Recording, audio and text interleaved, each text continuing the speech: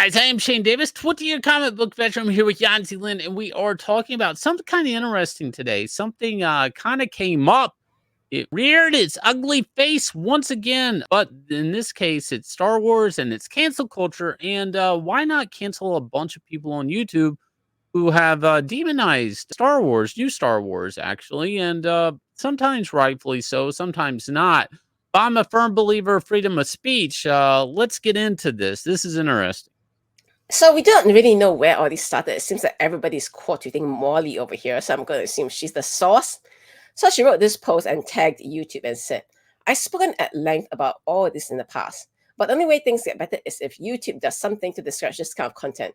Until then, it will only get worse. So they wrote this two-page manifesto, because that's the only way you can call it, where they try to explain what the situation is. It's like, oh, it started with all the hatred that the all-female Ghostbuster got from all the YouTubers, and they found out, hey, it's profitable. First was in 2018, when Geeks and Gamers encouraged harassment against Vietnamese-American actor Kelly Marie Tran. So I am an Asian, and I can tell you, the whole storyline with Rose Tico, you could effectively script that whole storyline with her and Finn and whatsoever, and it doesn't change a damn thing about The Last Jedi. Unless you want to say some weird parallel with the main storyline whatsoever, but, leave it at that. Anyway, they go on to say, so they champion other channels such as RK Outpost, and Geeks and Gamers and RK Outpost frequently co-host a live stream Friday Night Ties on Nerdrotic's YouTube channel. They emphasize here all the sub counts. Nerdrotic has 1.1 million subs. Geeks and Gamers have 3,960,000 subs, so on and so forth. Right? That's very important. Keep those numbers in mind. So now they're saying the actress for the Acolyte is being targeted by all these channels, not because she said cringy things, obviously it has nothing to do with that, but it has to do with the fact that, oh, they hate women, they hate new Star Wars. So what do they want YouTube to do exactly? We urge YouTube to enforce its community guidelines and demonetize these channels immediately and permanently, i.e., let's take away the livelihoods of all these people whose voices we do not agree with. I'm pretty sure they used to call these people the Gestapo, right? Kinda, sorta, yeah. Basically, a lot of people trying to tag YouTube to try to take down bigger channels in front of them as clear out the space for the old algorithm. Then the YouTube algorithm will favor them when they tag Star Wars, right? That may be the case. So that Star Wars girl, Anna, whom we know, she has mentioned this and even done a video about it, pointing out some of the people who are tagging, resharing the manifesto and tagging YouTube, obviously, saying you cannot allow these channels to be monetized. You're incentivizing hatred and racism. Oh, you should discuss this kind of content. Thinly veiled bigotry has been able to thrive while making fandom spaces a cesspool of hatred. Wow, damn fighting words, y'all. So this is not the first time, though, that they have really come after all these people in the fandom space. You guys remember Rewriting Ripley? Does it ring a bell? So Rewriting Ripley was this, randomly, they came up with this big list of people they say are problematic in the Star Wars space, so on and so forth. We have to get rid of them, blah, blah, blah.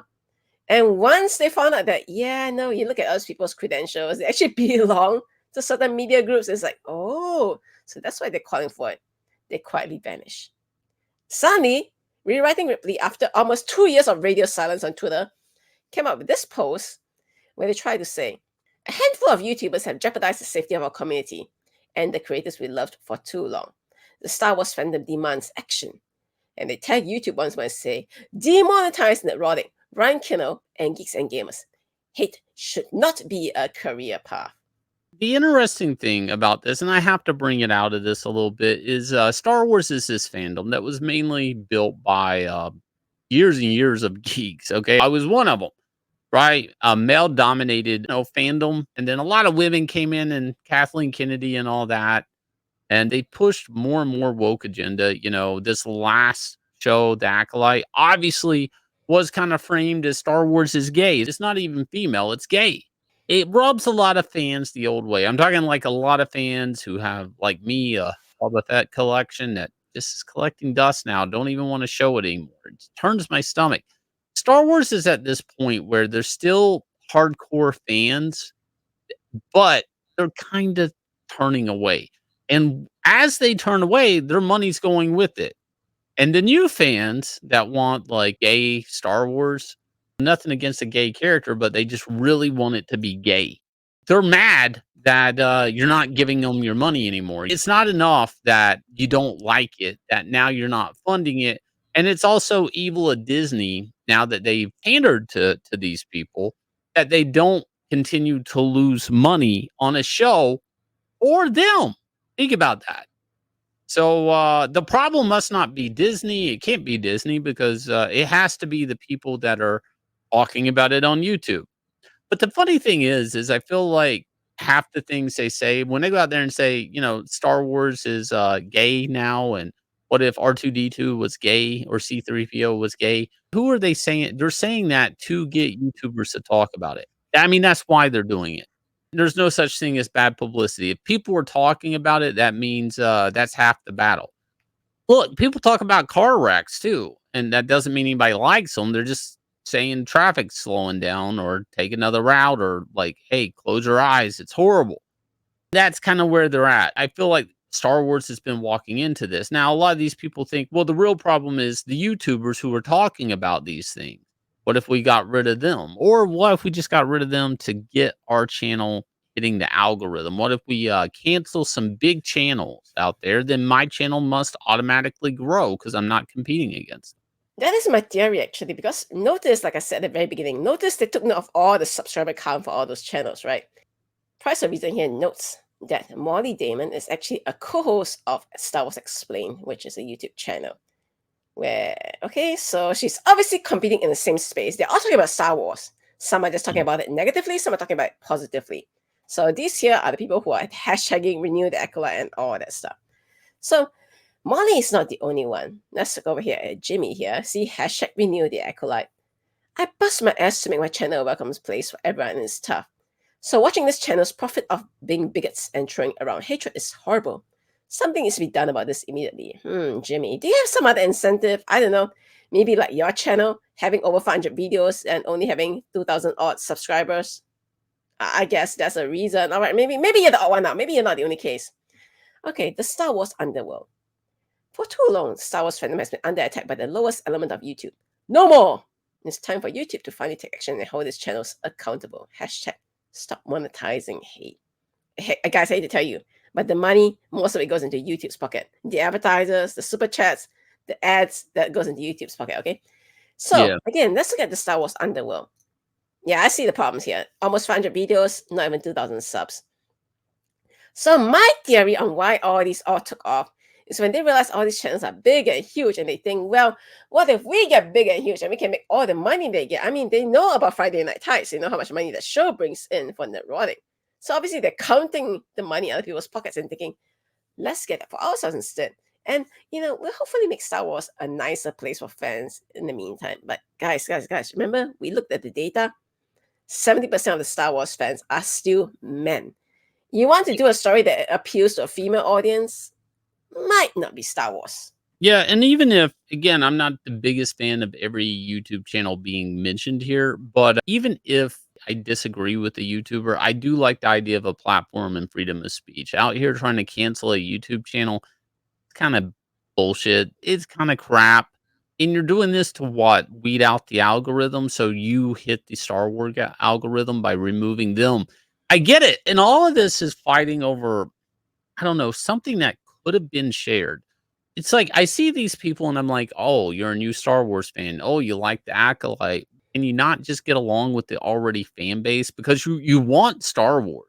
There must be something there that a common ground between new fans and old fans. Like I just don't understand like why they can't share Star Wars. I come into new things all the time that I'm like, I'm kind of getting into One Punch Man or something, even though it's old, or a manga or something like that. I don't want it to change for me. And if I kind of look into something, I'm like, I don't like this one thing. I think I'm going to give it up. I don't expect anybody to change it for me. I don't expect to be accommodated. If there's just something off putting about a property, I just kind of move on and find something else I like.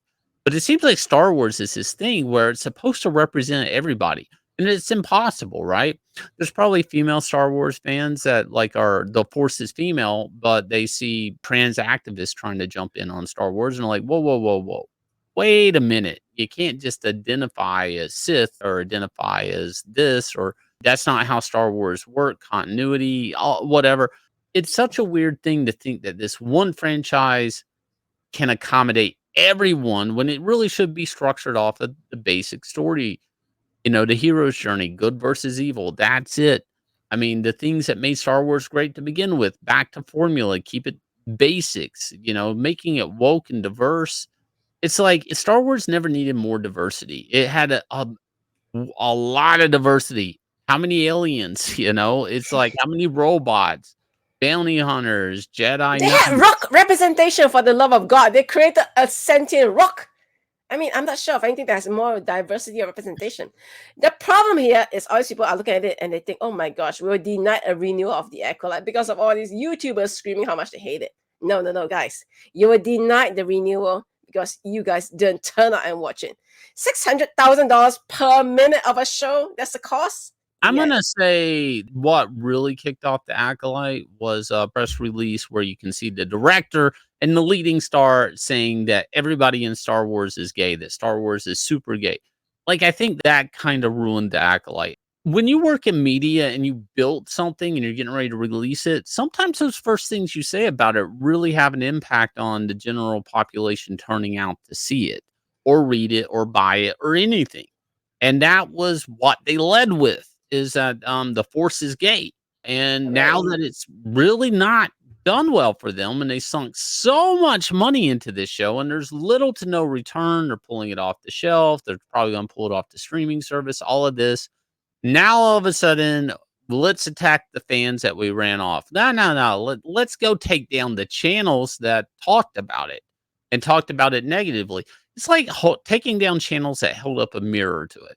Okay, like, I'm sure if there were great things there, more great things would have been said about it. And this has happened before with other things, they just weren't Star Wars. It has happened with a few shows on Netflix that Netflix just doesn't care how many people write in a letter, they're asking for it, they're screaming for it. They just like, "No, it didn't make money, we move on." Some of these studios, especially Netflix, if it doesn't make money, they don't care. They really don't care. They don't even care if it's well received, they're moving on. And that is the world of streaming service. I hate to tell everybody to wake up. It is meritocracy because if it's not getting views, it's just eating money at this point. And this show, I mean, a lot of money went into this show, ridiculous amount of money. This type of thing can sink a franchise, no matter who wants a representation. The franchise has to exist. If you guys will, check out Inglorious Rex. This is our crowdfunded book. We ended our first 30 right up under $185,000, guys. Get over here. Check this campaign out. We added some really cool race cars to this, so you can get a 232 Racer. This is based off my character, 232 from Inglorious Rex. I'll leave you guys with a trailer with this. Click the link below. Check this out. Also, there's a free 10-page preview on ingloriousrex.com. And we'll catch you guys again with another video.